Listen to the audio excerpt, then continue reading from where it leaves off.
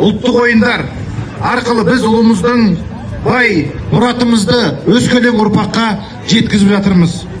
Сондықтан алыс жақыннан ауданнан келген спортшыларға ерекше алғысымды білдіремін.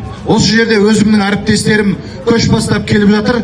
Сондықтан сіздерге мың алғыс. Аламан бәйгеге өздерінің үлкен бір автокөлігін тіккелі отырмыз. Соны сіздердің осы жердегі тұрған команданың біреуіне бұйыртсын. Жолдарыңыз әрқашан ашық болсын. Ат спорты тек қана жақсылығымен келсін. Қазақ халқы жасай берсін ағайын.